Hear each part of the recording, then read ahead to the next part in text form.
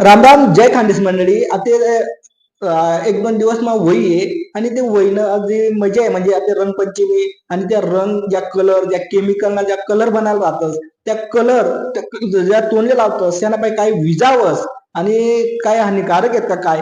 तर त्यांनाच आपण आपला धुळाणा म्हणजे सर्वात प्रसिद्ध म्हणजे गावगाव पूर्ण प्रसिद्ध डॉक्टर म्हणजे doctor D Y Mahajan sir आपल्या सोबत आहेत की त्यातले विचारू की ज्या कलर आहेत त्या कलर असं काय काय आपल्या चेहऱ्यावर परिणाम होतो आणि त्या सल्लागिरानात सर सर्वात पहिले बोली खानदेश मराठी मा तुमचं स्वागत आहे. जय खानदेश. जय खानदेश. नमस्ते सर काय सांगशात जो होईना जो कलर राहस आणि जो कलर लोक त्या तोंडले लावतं ते केमिकल त्यावर काय परिणाम पडत असं ते आम्हाला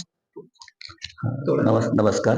शक्यतोवर हा होळी जो सण आहे आपला हिंदू लोकांचा पवित्र सण आहे.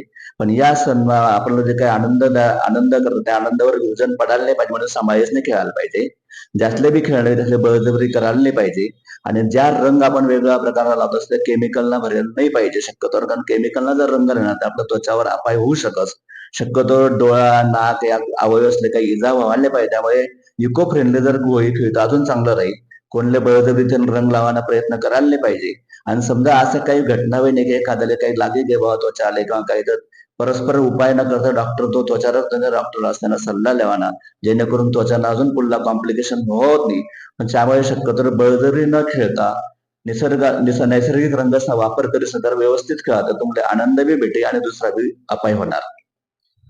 तर नक्कीच सर असं एकच सांगा की तुम्ही खेळा पण एकदम कोरडा रंग तैनाचा, कारण की ज्या कलर आहेत बा त्या अत्यंत घातक आहेत. आणि जर समजा एखादी कोणीला जर तशी विजा होईनीच तर घरगुती उपाय न करता डायरेक्ट डॉक्टरना सल्ला लेणं महत्वाचं म्हणा.